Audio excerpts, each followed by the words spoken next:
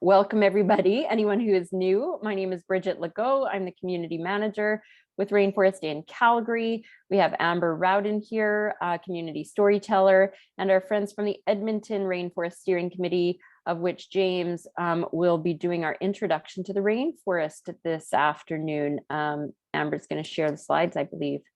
So I'll turn it over to James for that.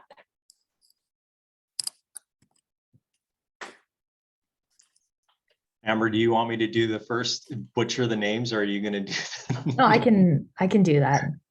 All right. So in the spirit of reconciliation, we acknowledge that we live, work, and play on the traditional territories of the Blackfoot Confederacy, the Siksika, the Kainai, the Piikani, the Tsuut'ina, the Stoney Nakoda Nations, the Métis Nation, Region 3, and all people who make their homes in the Treaty 7 region of Southern Alberta. For those in the Edmonton area, we acknowledge the traditional lands of the Treaty 6 territory of the Cree, Dene, Blackfoot, Saulteaux, Nakota Sioux, as well as the Métis.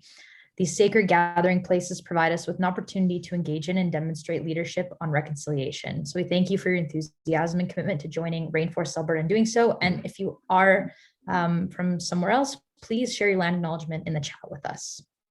And now I'll pass it back over to James to share about the rainforest. Thanks, Amber.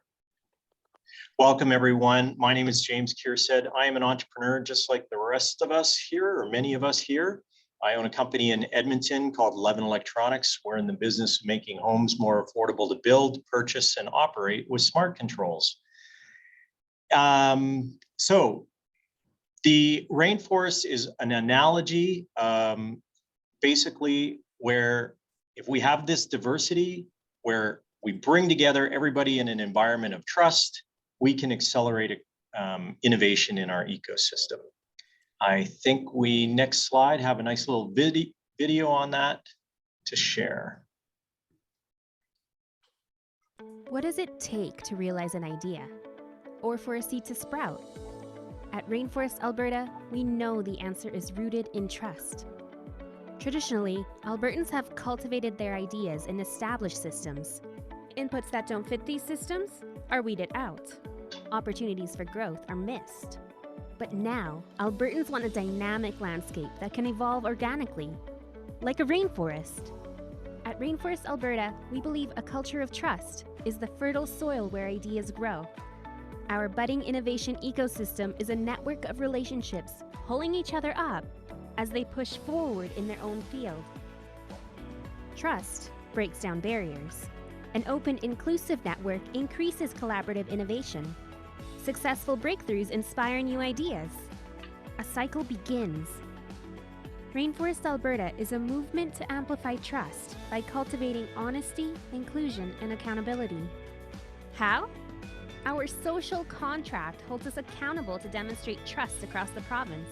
We meet to have honest conversations around collaboration. This leads to more inclusive spaces for everyone to fearlessly build new ideas together. By raising the standard of trust, Alberta's ideas, talent, and resources can be evergreen. Visit rainforestab.ca to sign the social contract and start growing together. I love that video. So we use 6 pillars to guide our conversations and actions, and not all are weighted equally. Like any ecosystem, the right balance is crucial. These are measured each year through our scorecard assessment. And in Edmonton, the Rainforest Scorecard Assessment last day, if you're an Edmontonian, to fill out is today, December 15th. And it gives us a feel for how the innovation ecosystem is accelerating. And we're checking all 6 pillars: culture, leaders, resources, engaged activities, policy and infrastructure, and role models. Next slide. So tips on making lunch without lunch really valuable for yourself and for others. Introduce yourself in the chat, connect with individuals through DMs, put your camera on. Building trust, it's a lot easier when we can chat with each other and look at each other. Ask questions, keep connecting on Rainforest's Slack workspace, and check out lunch notes for capture of today's chat. If there's anything you want to re-look at, potentially. And then we also post the Lunch Without Lunch recordings on YouTube. And lastly, I'd like to take a moment personally and thank you all for contributing to the Rainforest. I firmly believe that all boats rise with the rising tide. As we gather together, as we improve and build trust amongst each other, the whole ecosystem just gets stronger, and that helps all of our businesses. So everyone, very Merry Christmas, and I look forward to today. I'll pass it back to you, Bridget. Thanks, James. You're getting like a weird echo with this hat on. It's like so tight. It's my 5-year-old. We have been highlighting one value from the social contract each week. So today it's the turn of listening. I will bring people together and listen, as none of us is as smart as all of us. I believe in the big tent. I believe in strength through diversity. I think some of this language came out of when the community in Calgary rewrote the social contract. So I think we can all though get the gist of listening. And so something to think about today as we go through the hour. And what we're going to do next is share some details around some of the community work we've been doing in the Rainforest, specifically in Calgary, but it overlaps with Edmonton as far as Lunch Without Lunch goes. So as James mentioned, last day for scorecard in Edmonton, Calgary's is getting some work done to it. So we hope to launch it as early as we can in January, so you don't all forget what happened in 2021 when you're ranking it, the Calgary scorecard. So watch for that. Normally we would present on the results of that scorecard assessment, but in lieu of that, we're going to just have a look at some statistics coming out of the Rainforest before we move on to our showcase of the day, which is Stagehand. So just be a moment for that. And if you don't mind switching slides. So we just wanted to share, we do these polls every week. You're probably quite sick of the same questions being hurled at you every week, but it is important for us to gather some data on who is in the room so that we can create a strategy for next year that aligns with, who is in the active Rainforest room. Some quick stats about Lunch Without Lunch. We obviously take 2 weeks off at Christmas, so we held 49 Lunch Without Lunch meetings over this past year with an average of 78, probably pushing 80 attendees with the last few weeks of stats that we didn't get into this, but really impressive because that's double what we had the previous year on average being online.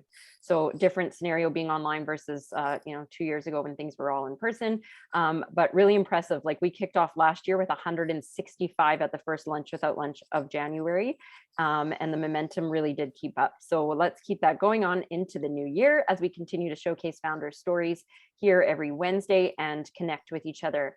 Over 300 new attendees came in to Lunch Without Lunch over this past year. And our new video had over 230 views throughout the ecosystem. So happy to know that that video is getting shared widely throughout the province. And we can put the link for that in the chat. It is meant for anyone and everyone in the ecosystem to use it internally, use it externally, use it at meetings, use it to ground, whoever you're working with in the social contract that we've all agreed to live by. Some other interesting stats around the community is that we currently have nearly 2,000 active members on the Slack channel. It's fairly quiet in there though, so we encourage everybody to keep communication going. The public channels are more quiet, but there's definitely a lot of private DMs and things happening because there were over 5,400 messages sent on our Slack channel this past year. We've had about 14,700 website visitors, and thanks to our community storyteller, Amber Rowden, our LinkedIn followers have grown by 75%. We don't have other stats here around social media, but Amber has started working on Instagram, even TikTok, to try to attract some younger in the next Rainforest generation. So Amber continues that work into 2022. I'll pass it over to her quickly for the next slide. Thanks, Bridget. So I know we do these polls every week, and it really helps us know who we're attracting to our events. One of our biggest audience with over 22% are founders. And that's really awesome because that's who we try to attract to these events, hearing the stories of entrepreneurs and hearing their journey. What's also interesting to note, the second largest audiences are ecosystem builders and job seekers. So it's people that come here and champion the ecosystem and share their stories. And another thing that we really love to see was the curious Calgarians at 10%. And, that's kind of been our goal this year, but it's really going to be our goal in 2022. We want to keep bringing new people to the ecosystem, sharing what Rainforest is all about, and having them really embrace the rainforest culture, the social contract, and getting to meet new people. So that's really going to be our focus in 2022. Just one more thing, like students, we noticed were kind of lower at our events, and that's something we also want to work toward in 2022. So we want to ask the community to bring more students to events and find a way where we can engage with students and have younger students come in and learn about Untitled Lunch and connect with founders. So I'll pass it over to Bridget. Thanks, Amber. One quick note on that, Adam Casole Buchanan. It's fun to say your name, Adam. He was at the podcast awards, and he was on his way to help out entrepreneur students at U of C, took the Rainforest video with him. So there are ways everyone in the community can continue to share that with students and other audiences, but we'll create a bit more structure around how community members can help us do that in the new year. Next slide, Amber. So this is a little bit of what we've been up to. It's certainly not everything. There's a lot that we all do in the background, both in Edmonton and Calgary. But as far as kind of more visible things that were happening, Amber worked with Startup Calgary for a joint events power hour, startup drinks and pitches, with a lot of movement with Startup Calgary moving into platform and whatnot this past year. We were only able to pull off 3 events, but we did have 30 unique pitches presented at those events and countless connections and collisions. We kicked off the spring with our fireside chat with an co-author of the Rainforest book, Greg Horowitz. It was a fireside chat with our co-founder, Jim Gibson, which was an awesome way to get rooted back into the book and the research and the analogy of rainforest being like a tech ecosystem. So that was an awesome event, which led us into the Calgary Rainforest Summit, which was entirely focused on the social contract and the role it plays in growing the tech sector during this kind of exciting time in our history. On the right-hand side, on the up and down row there, we have a lot of Libby action. What's not listed here is that the Libby podcast, the volunteer team led by Aldel Dagan, was recently named top 4 innovation podcast in the country. So kudos to that team, and some extra work gone into the podcast this year. Back to the bottom left, we did hold one joint event with the Canadian government on cyber attacks. And then a few other things in the background. We were working closely throughout the spring and summer with the Clean Resource Innovation Network, helping them build their own type of rainforest movement. And so they have their own social contract, quite similar to ours. We held workshops with them and their community, which was exciting work, and did get quite a bit of interest actually from other networks, ecosystems throughout the country. Specifically, Quebec reached out to us. Maine is the accelerator and incubator network there, and CAIN, which is the Canadian Accelerator and Incubator Network, who we've been in contact with around spreading the rainforest word beyond our province and throughout the country. So that's been exciting stuff happening. And then here in Calgary, like I mentioned, we're working with a data expert and a DE&I expert, that is diversity, equity, inclusion. You could add a B to that for belonging, which is very important to the rainforest work. And so we have some folks working on that in the background in Calgary. Lots of other exciting things goes on, but we'll leave it at that. Amber, I'll let you finish off with the drum roll. I'll give you a drum roll.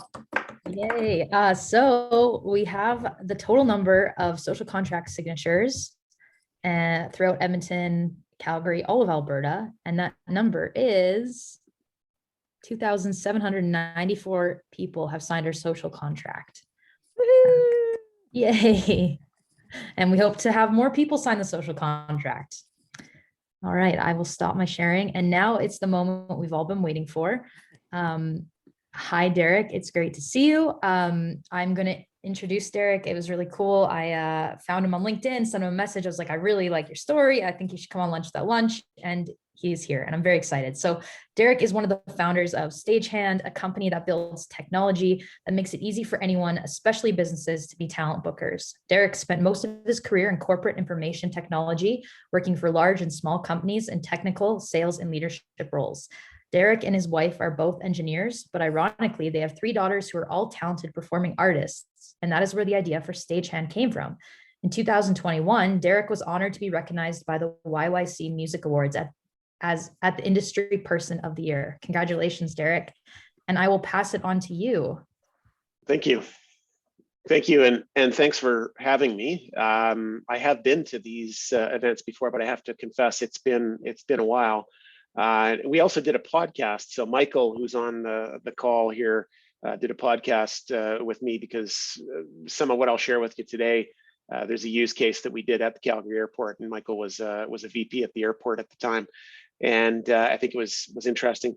As I was listening to the introduction and the video, there's a number of things that resonate and I think align with what we're trying to do as a business.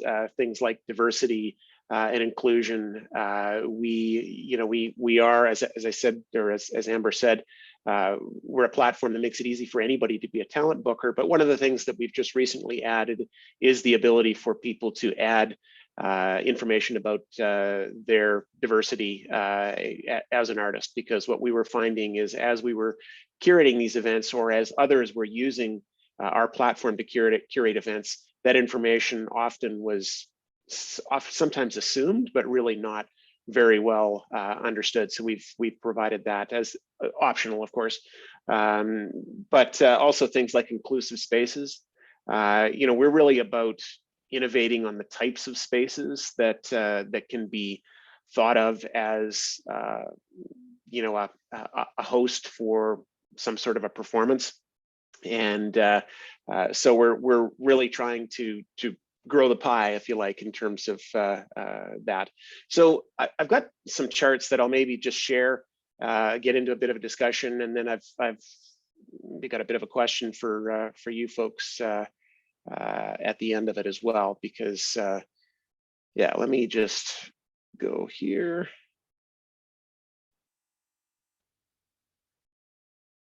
Everybody seeing that? Yes. Cool. All right, so I am one of the founders. My co-founder is Kylie, and I was very fortunate to meet Kylie early on in this process. As Amber said, I am an engineer, but I don't consider myself to be a real engineer. Kylie is a real engineer. Kylie is probably one of the best software developers that you will find anywhere. He's very methodical, and so I've been very fortunate to work with him. As Amber mentioned, I spent 25 plus years in downtown Calgary. Last company I was with is called Mainland Information Systems. We were acquired by a company out of Toronto in 2015, and then I left in 2016. And this idea for Stagehand had been rolling around in my head for years, just because of what I had been exposed to with my daughters, who one of them now lives in New York. One of them is going to school in Toronto, and the other's in Vancouver. So, but as they were growing up, I saw them have opportunity to work with some incredibly talented people and they're dancers. They've worked with people that have worked with Janet Jackson. They've worked with people that choreographed movies for Hollywood. And it was just mind-blowing to me to see the level of talent that exists right here in the local community. I think something that's important to note right off the bat is that Stagehand is a platform that really is built for what I would call the 98% of artists. So, as much as I love artists like Jan Arden or Paul Brandt, that's not really what we're focused on. We're focused on the 98% of artists who, frankly, most of you probably will never have heard of. So I'm going to advance. So really, our vision is to create new opportunities for local artists to earn a living using their talent as an artist and not just as a waiter or a barista. And we do that by making the tools, or making the arts and artists a tool for business. So the use cases tend to be around things like placemaking, creating places where people want to live, work, and play. You know, those of us that live in Calgary know that this is a huge challenge and opportunity in the downtown core right now, where we need to reinvigorate the core. I've also been talking to business improvement districts throughout the US. And let me tell you, this is a very common problem. The downtown core in Los Angeles, for example, is currently about 10% occupied. So people are choosing to work from home, and a lot of the commercial real estate folks are scared to death that this is going to be a very systemic change, and that people will not be coming back into the downtown core like they have been in the past. So it's causing them to think about, how do I create places where people want to be? And that also ties into this idea of customer experience. So how do you create a better experience? So I mentioned Michael previously. You know, the airport, let's face it, airports can be very stressful places. A lot of people have a fear of flying or anxiety around flying. And what we found is, by activating the airport in a way that brought live music, brought local culture, brought live musicians into the airport, it really improved the experience. It improved the whole feel of being in the terminal. And of course, the whole idea of creating vibrant local culture, I think local is the key word here. We're all sort of being programmed by our phones and by Netflix and Apple TV and such, and you know, their business model is really keeping us at home on the couch. And I think there's a lot of value in celebrating local culture, local, and a big part of that are the local artists as well. So that is what we're really focusing on doing.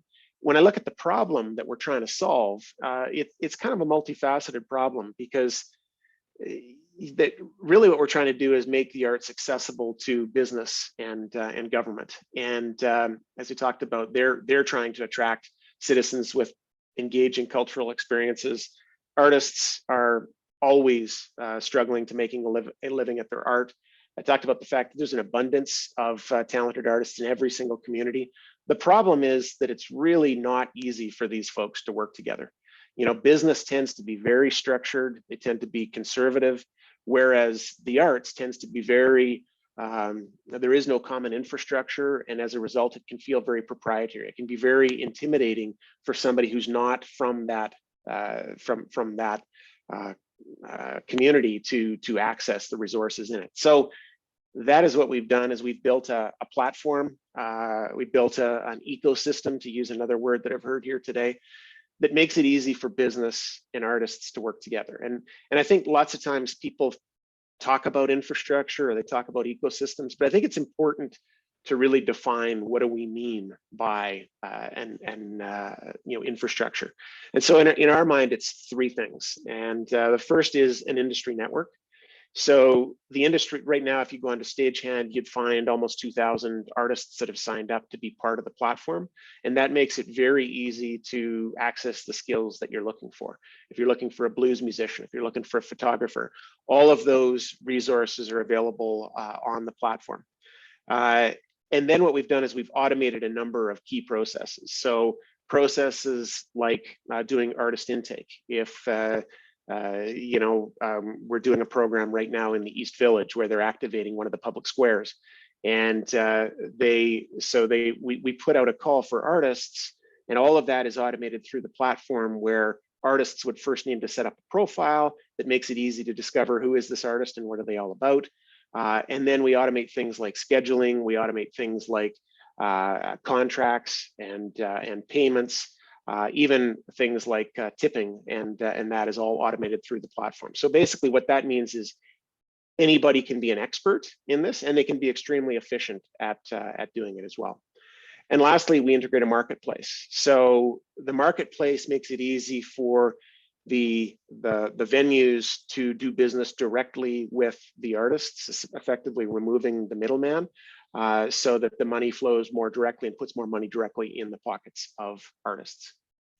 So the benefits are we can create quality places where people want to live, work, and play, foster, celebrate local culture, and it just creates more opportunities for artists. So I'll give you an example of how this works, and I'll use the airport since Michael's here. So back in 2019, I think I actually heard an interview with Michael on the radio where they were talking about starting a music program. So I reached out to Michael and he referred me to his customer experience person. And we talked about starting a music program. So they didn't have any talent bookers on staff at the airport. And really, you know, the whole concept of working with musicians was still quite foreign to them. So we help them do an artist intake. We do a call for artists. So again, because there are so many musicians on the platform, we reached out to hundreds of musicians, and then a number of those had expressed an interest in being part of the program. Then we'd actually facilitated a bit of an adjudication committee. So there was multiple people in the airport, whether it's marketing or communications or operations, who might want to have a bit of a say as to, you know, who are we going to be activating the airport terminals with. And then once the artists were chosen, they were given a special status within the platform that effectively allowed them to see a private schedule that the airport would publish that said, here's all of the times when we'd like to have performers. And then the artists would be empowered to book themselves into those spots because they'd already essentially been pre-cleared as somebody to work at the airport. And then the airport would see these incoming booking requests and approve the artists, and that would essentially schedule them to play in the terminal. So we also facilitated things like payment. So when there was honorariums associated with performances, the person that ran the program at the airport is off doing a million other things. She may not have seen that Josh Williams or Ollie Owens actually showed up to play the gig. So similar to an Airbnb type profile, they would get the artist would confirm that the gig had been played, and then the folks at the airport would get notified that the gig had been played. They press a button and the artist gets paid. So what was cool is that this really sort of evolved from a small experiment into over 1,600 performances in the first year. So we started out with 2 performances per day, and but the airport made a strategic decision up front. They allowed the artists to sell CDs and accept tips directly from the audience. And what they discovered was that they were making very good money directly from the audience. The audience was happy to drop $5, $10 in the artist case. And so the artists started requesting spots that weren't even available on the schedule. And it eventually evolved to the point where Peggy, who ran the program, would open bookings for the following month on the last Thursday. And she would warn the artists, okay, I'm opening bookings 4 o'clock on Thursday.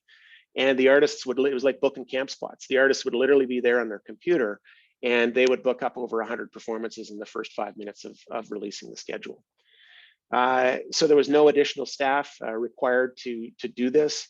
You know, it was very popular with the artists, with travelers. At times, over 50% of the incoming social media traffic from travelers at the airport was all about this tiny little music program. Michael liked to talk about how they became the largest live music venue in the city of Calgary, and that's kind of true. They, you know, by number of events, they were doing 4 times as many live performances as somebody like the Ironwood, for example. We were also working with the Edmonton Airport. We did some activations on Stephen Avenue, and we're working with South Park now. We're also working with Burbank.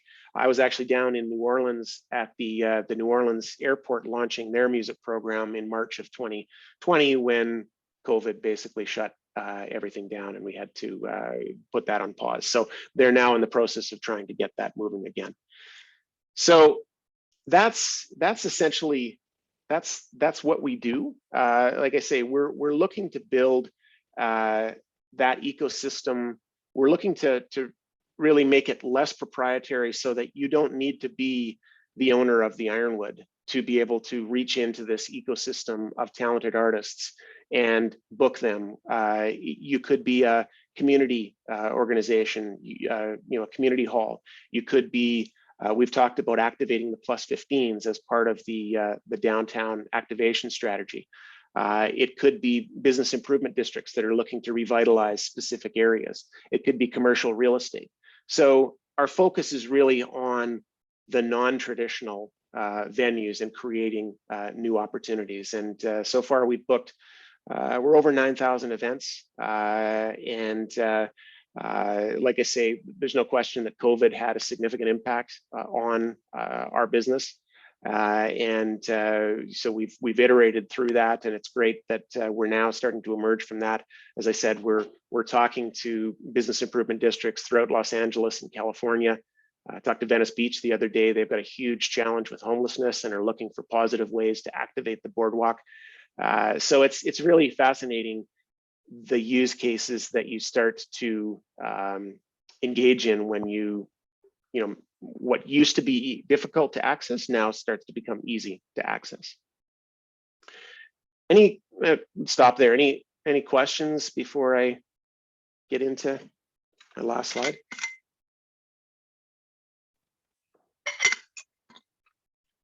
Silence. I wanted to just float an idea, and this is something that I've been speaking with folks like the senior leadership at the Arts Commons or the Glenbow or Calgary Arts Development or the National Music Center about, and that's the idea of a virtual cultural center. And so Alex Sarian, who runs the Arts Commons, he and I have been talking for a number of months now. And the analogy that really seemed to resonate with him is this idea that, Airbnb is to hotels what Stagehand is to a physical cultural center. And, some of the things that I heard earlier about, lifting all boats, rising tides, lifting all boats, Alex is very much bought into the idea of lifting all boats and not just those that specifically go to the Arts Commons, because let's face it, it's probably a different crowd. I'm sure it's a different crowd that tends to go to the Ironwood or the Blues Can than it is that goes to the Arts Commons. And so, part of the challenge is how do we really lift all boats? And I've talked about these non-traditional venues, whether it's +15s or commercial real estate. And those are to Stagehand what spare bedrooms are to Airbnb. And having this infrastructure that makes it easy for anybody to be a talent booker, whether you're a coffee shop or a microbrewery, just means that more people can do it. And so that's created a lot of interest from places like the Arts Commons. The challenge I've been trying to work through is, who do I sell that to? And I am talking to the director of downtown strategy early in the new year for Calgary. I'm talking to, one of the things, I've been at this for 5 years now, and so I've gotten to know all of the players and trying to figure out who really should be the customer for that, because I've had somebody describe it as, oh, you're building plumbing for the arts. So, people don't need to dig their own well. If I'm a coffee shop, I don't need to dig my own well to get access to this pool of talent that, somebody else might also have to dig a well to get access to. So we put infrastructure in place that makes it easy for anybody to do that. But right now I'm trying to figure out, what is the best way to sell that. So I know we got a bunch of entrepreneurs and ecosystem folks here, so I thought I'd just throw that out. But I see that Sean has his hand up. Yeah, sorry, I figured I would repeat my question I put in chat, and I feel like I just missed this early on, but maybe it's a good way to expand on it as well. So how are the artists getting paid in this case? You mentioned how great the tips were, but are they also getting a direct payment too? So the platform can manage both, essentially. So in a place like South Park, the artist would get paid an honorarium, and all of that is put into the the contract that's offered to the artist at the time that they accept it. And then we've automated the process so that after the gig has been played, they confirm it. The venue clicks a button, artist gets paid. So yes, they get paid an honorarium. Although, like I say, one of the things that we found at the airport is the airport was essentially a very lucrative place for a form of upscale street performance. And they were making between $140 and $300 in a 2-hour shift directly from the audience. So there was multiple ways they got paid. That's really cool. I don't know if anyone else has another question, but my other immediate follow-up is, can any, like, how are artists screened? I guess that would be, I guess if I were on the other end, like there must be some system for figure out, you know, how good they are, what music they play, that kind of thing. Right. So we don't screen the artists. Similar to Airbnb, you could put a rundown apartment in a bad part of town, and somebody might book it if the price is right. So we don't, we've debated the whole idea of ratings, and we do offer private ratings for venues so that if a venue is booking artists, they can privately rate the artist, but we don't share that with the general public because you may not like my music, but that doesn't necessarily mean that my music is bad. So the screening is more about the profile that the artist has put together. So in the profile, all their social media is included, feature videos are included, a player with their recorded music is included. So there's a sort of quick and easy way for somebody to get a sense for how talented is this artist and they write for our venue. Tommy? Hi, Derek. I did ask a question in the chat, but sorry, I haven't been watching the chat. That's okay. There's only so many screens you can look at the same time. Exactly. But I can let you deal with that one at your leisure. The one that I'm actually though thinking right now, and like I'm not talking about the owners of the Ironwood or the Blues Can or people like that, but this kind of rubs, I would think, the Calgary Folk Festival and some things like the Calgary Folk Festival. Maybe I'm not sure how comfortable, let's just say, that they might be to the extent that your venues, let's say, are en route to those other venues that, they're, and the artists could absolutely be playing at both places, coordinating their thing. I wonder about your thoughts on that.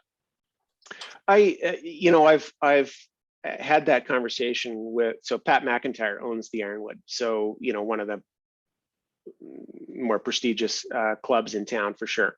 And Pat loves the idea. Pat loves the idea of creating new opportunities for artists. And it's the same thing, I had this conversation with Alex Sarian, who, the types of performances that we're facilitating really are not competitive with the types of performances that they're facilitating. Think of, a place like, Michael's got a great analogy for the airport. I mean, the airport is often the first thing that you see when you arrive in Calgary. And the first impression, if I land and I'm greeted by live music, I might think, oh, I've got some time. I'm here on business. I've got some time. I wonder what venues are available. So I really haven't found that we're competitive with them because of the market that we're going after. We're really not trying to displace the Folk Fest. We're just trying to provide new opportunities for artists to play. Yeah. And if I could just ask a follow-up, I did a youngster OMG when I saw New Orleans pop up, because I've been fortunate to be to 3, I think, or 4 jazz and heritage festivals down there, and have flown into that airport, which could use a little facelift. I'll say that. You might agree. Well, but my have point you been... is, like, talk about a sea of artists that you could have there, and maybe we can carry this on offline.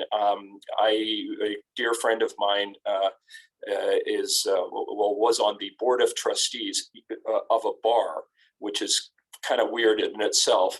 But the bar, I'm sure you've heard of, is Tipitina's down there. And so very, very, very plugged into the local scene in terms of musicians that might make it to Jazz Fest, you know, if they're lucky on one act or one day, you know, but perhaps not. And there's so much music there, and it would talk about getting you in the mood for taking on New Orleans, regardless of the time of year you come, if you're hearing live music coming as you're picking up your bags. Yeah, and that's sort of exactly what they were setting up. And actually they are doing live music in New Orleans, you know, at the airport, but they were doing it through bookers. And the reason they were looking to Stagehand is because, you know, I think their words to me was that the artists that were being booked weren't necessarily representative of the community. Yeah. And so what we were facilitating for them was the opportunity for somebody from the airport to be an adjudicator, somebody from the music community to be an adjudicator, somebody from concessions, for example, to be an adjudicator, so that there was a better opportunity for you know, a more diverse set of programming. Because you know, if there's somebody that we're going to be competitive with to a certain extent, it probably is more the bookers, particularly at this, you know, at the 98% level. You know, we're not going to replace professional representation for the Paul Brants and Jan Ardens of the world. But in this other level where there's not a lot of money, and you know, and there needs to be more of a do-it-yourself approach, that's where we can help. And I saw that firsthand post Katrina. I went to the first Jazz Fest, and you know, the number of musicians that effectively, you know, maybe we're supposed to be at Jazz Fest on one of those things. And again, Jazz Fest is only 2 weekends. I mean, there's just music all the time. You know, we're kind of just setting up impromptu things and in the phenomenal music. And you know, you just went, there's just no, it's like everybody who's from New Orleans seems to have a musical instrument, you know, when they're born, because it's just wonderful. So here's to kind of bringing direct contact and getting the money in the hands of the musicians. Right on. Yeah, and by the way, they've rebuilt their airport. They have a brand new airport. Yeah, so it is very nice now. But since COVID. Yeah, well, no, they launched about 2 years ago. Okay, must have been just after. Must have just. Yeah, it's completely new. Gary. All right, let's go to Gary, and then we'll head into some breakout rooms, folks, so everybody can have a chance to share and chat. Gary. Okay, just a short one. Can you or have you looked into the idea of, I'm at the airport, I hear some guy or gal with the blues or whatever, really like it, or like them. Can I follow them so that if they show up in, you know, something downtown or something, I can go down and listen to them? Well, what you can do, so we've, you know, one of the things we've done, this is actually a table card from the Ironwood. So they have, if you're watching a performance at the Ironwood, Pat books them through Stagehand. You scan the QR code and that takes you directly to the performer's profile that's on stage at that time. And so, yes, this is something we wrote during the pandemic, but if you've got a performer at the airport and I'm just walking by and I want to learn more about that performer, I can scan the QR code, I'll be taken right to the profile, and I can learn more about them, that sort of thing. Awesome. Okay, Alan? thanks so much, Derek. Thanks for hitting the questions, and there might be a few more in the chat you can follow up with. Sure. That would be awesome. We'll take some time to head into some small breakout rooms to have some connection time, get to know each other, and wrap this year up. So if you're new to Lunch Without Lunch, we take some time to network now, so you can chat about the presentation you've just heard, talk about Stagehand, talk about what you're doing over the holidays, talk about what you're working on, what you need help with. Sky's the limit. So I'll open up the breakout room. We should have time for 2, and we'll see you back here in about 6-ish to 7-ish minutes. 2 breakouts really, although we could create a last one to finish off the hour, maybe is what we'll do if there's some quick announcements here. Big thank you to Stagehand and Derek for joining us today and sharing your story. Lots of convo in our breakout room around the joy music brings to our lives. So thanks for that, making it more accessible. And a big heartfelt thank you and happy holidays to all of our wonderful community. I hope everybody gets lots of time to rest and relax and enjoy some downtime over the holidays. Not any huge announcements from our side other than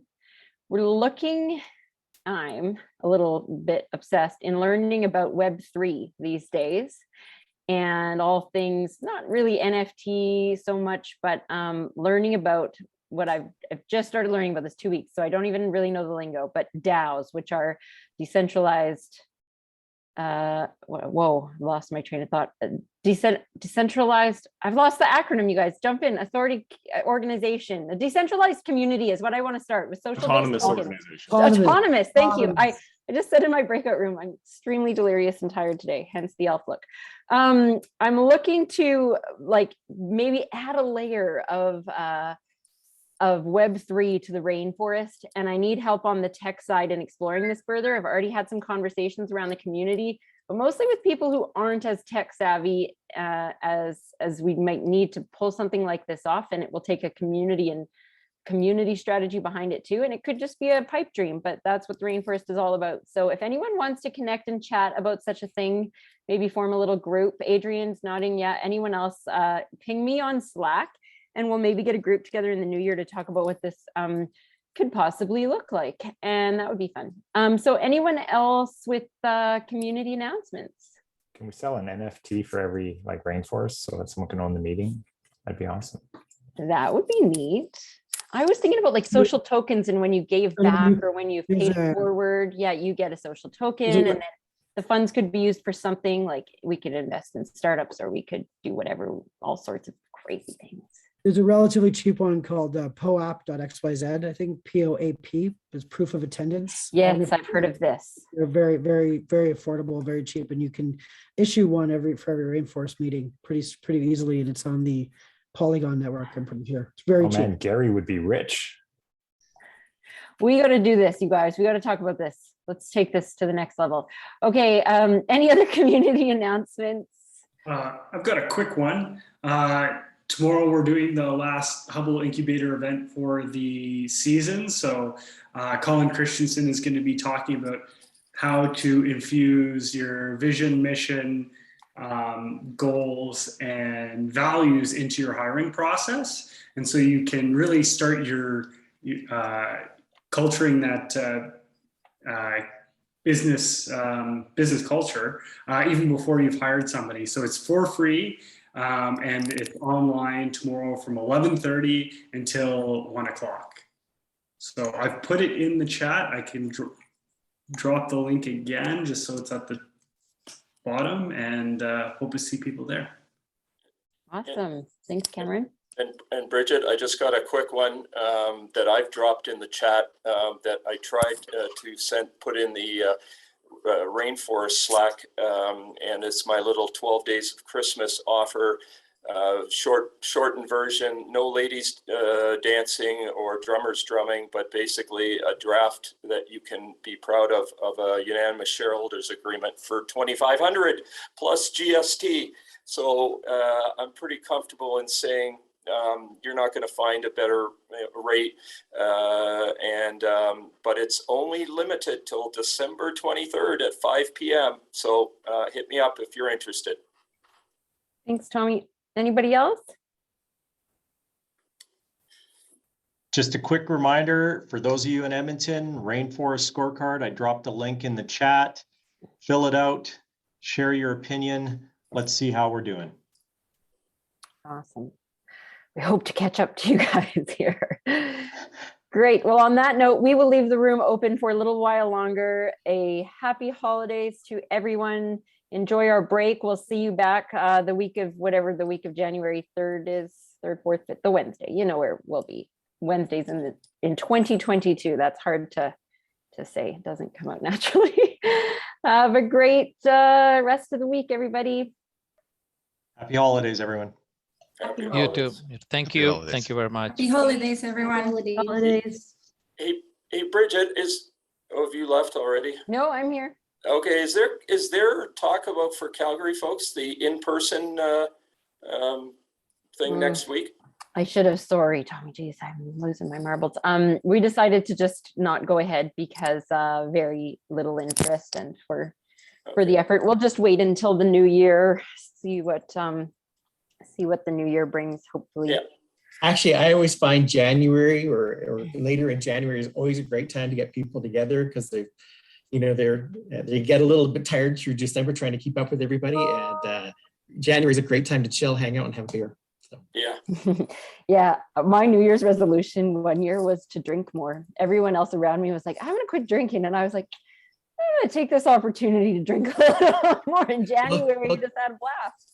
Come on out to Calgary. We'll help you out with that. Hey, Bridget, I've seen a card. I think my wife gave me or showed me. I don't have a drinking problem. I have a problem. I drink. Funny. I'm not an alcoholic. I swear, but. All right, listen, I'm going to head off. Best of the season to all. It's been a slice. Thanks, Bridget. You Thanks, too, Amber, Tommy. for everything. Thanks, Ross. And hey, here's to a good 2022. Yeah, let's do this. Let's Okay. do this, Okay. Adrian. Let's create. I have time right now if you want to chat 3.0. Yeah, sure. I'm about to leave, so thank you, everybody, Bye, Gary. especially to Bridget and the whole Rainforest crew. Thanks. Gary. It's been a good year, and it's been that way good reason because of you guys. So keep up the Thanks. good work. And you. Thanks, Gary. Appreciate it. Thank Have a you, good Gary. holiday.